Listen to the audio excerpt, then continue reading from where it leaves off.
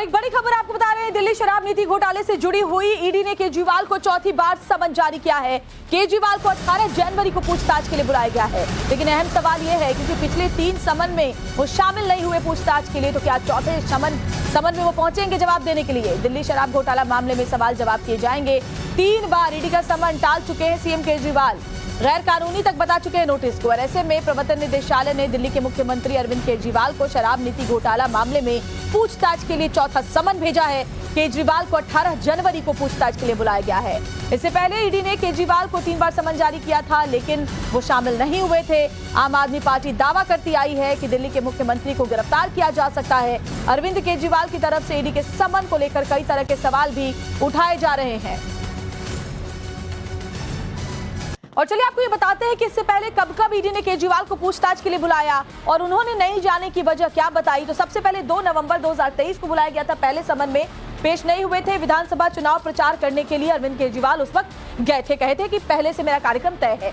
उसके बाद 21 दिसंबर 2023 पेश नहीं हुए। पंजाब में विपश्यना के लिए गए थे, इसके लिए भी उन्होंने कहा कि हम पहले से कार्यक्रम मेरा तय है। उसके बाद 3 जनवरी 2024 पेश नहीं हुए। नोटिस को गैर कानूनी उन्होंने करार दिया। गिरफ्तारी का अंदेशा आम आदमी पार्टी ने जताया था। और उसके बाद अब 18 जनवरी को चौथा समन है, लेकिन क्या वो पेश होंगे या फिर से कुछ बातें कही जाएंगी, उनकी तरफ से कुछ दलील दी जाएगी, ये देखना होगा। लेकिन ये चौथा समन है 18 जनवरी को, जब पूछताछ के लिए दिल्ली शराब नीति घोटाले में उन्हें बुलाया गया है। और देखिए, अनुराग ठाकुर, केंद्रीय मंत्री अनुराग ठाकुर ने अरविंद केजरीवाल पर निशाना साधा है। कहा कि केजरीवाल भ्रष्टाचार के दलदल में डूबे हुए हैं। अनुराग ठाकुर ये भी कह रहे हैं कि जांच से बार बार केजरीवाल भागते हैं, क्यों नहीं अभी तक पूछताछ में शामिल हुए? चौथा समन भेजा गया है, अगर किसी बात का डर नहीं है तो पूछताछ में क्यों नहीं शामिल होते हैं? देखिए, 2011 से लेकर 14 तक श्रीमान अरविंद केजरीवाल बड़ी बड़ी बातें करते थे और मैं मीडिया के मित्रों को कहता हूं उनके पुराने वीडियोस निकाल के दिखाइए।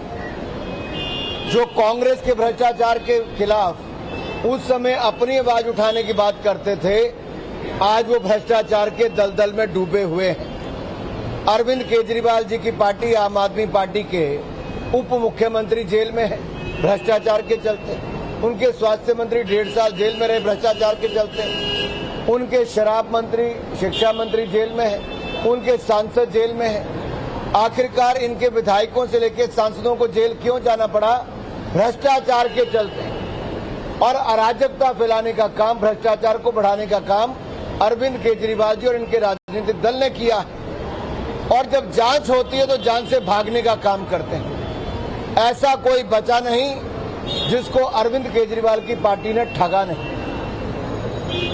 ये ठगने का, लूटने का, भ्रष्टाचार का अड्डा आम आदमी पार्टी की सरकार दिल्ली में बनी। और हमारे संवाददाता अनुज मिश्रा सीधे हमारे साथ जुड़े हुए हैं। अनुज, पिछले 30 समन में 3 समन उन्हें भेजे गए, पूछताछ में शामिल नहीं हुए। सवाल ये कि चौथा समन है, इस बार क्या कहेंगे अरविंद केजरीवाल?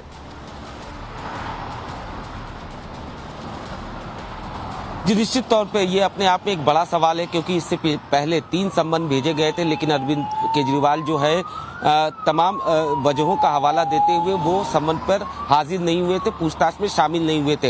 हालांकि इस पूरे मामले की अगर हम बात करें तो सीबीआई अरविंद केजरीवाल से इस पूरे मामले में पूछताछ कर चुकी है। ईडी लगातार उनसे इस पूरे मामले में पूछताछ करने की कवायद कर रही है और इसी वजह से वो समन जो है लगातार जारी कर रही है।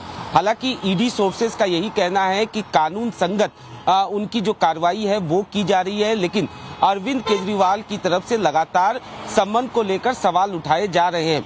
निश्चित तौर पर अरविंद केजरीवाल से पूछताछ क्यों जरूरी है? ईडी सोर्सेज का साफ तौर पर यह कहना है कि इस पूरे मामले में कहीं न कहीं जो आरोपी थे, जो गवाह बने हैं, उन्होंने अरविंद केजरीवाल का नाम लिया है कि किस तरीके से फेस टाइम ऐप के जरिए अरविंद केजरीवाल से इस पूरे मामले के एक आरोपी की बात कराई गई थी। इतना ही नहीं, जो मनीष सिसोदिया के पूर्व सचिव थे, उन्होंने भी साफ तौर पर यह कहा था कि पहली बार उन्हें जो रिपोर्ट दी गई थी GOM की ड्राफ्ट रिपोर्ट, वो अरविंद केजरीवाल के घर पर दी गई थी। तो ये तमाम ऐसी बातें थी जिसको लेकर अरविंद केजरीवाल से पूछताछ इस पूरे मामले में बेहद जरूरी है। और यही वजह है कि लगातार ईडी का ये कहना है कि उनको इस पूरे मामले में पूछताछ के लिए सम्मन किया जा रहा है। लेकिन इसको इस पूरे सम्मन को लेकर लगातार पूरे मामले में हम राजनीति भी देख रहे हैं, जहां एक तरफ अरविंद केजरीवाल की तरफ से लगातार सम्मन पर सवाल उठाए जा रहे हैं, वहीं दूसरी तरफ बीजेपी पूरे मामले में हमलावर है। निश्चित तौर पर जांच एजेंसी का ये कहना है। अब देखना होगा चौथे सम्मन के जवाब में क्या पूछताछ में शामिल होते हैं अरविंद केजरीवाल, या फिर से कोई न कोई बात उनकी तरफ से कही जाती है। शुक्रिया आपका जानकारी के लिए। और देखिए, दिल्ली बीजेपी अध्यक्ष वीरेंद्र सचदेवा ने इसे लेकर बयान दिया। उन्होंने कहा कि सीएम केजरीवाल को दरअसल गिरफ्तारी का डर है। केजरीवाल के कई साथी पहले से ही जेल की हवा खा रहे हैं। हालांकि केजरीवाल को जांच में सहयोग करना चाहिए।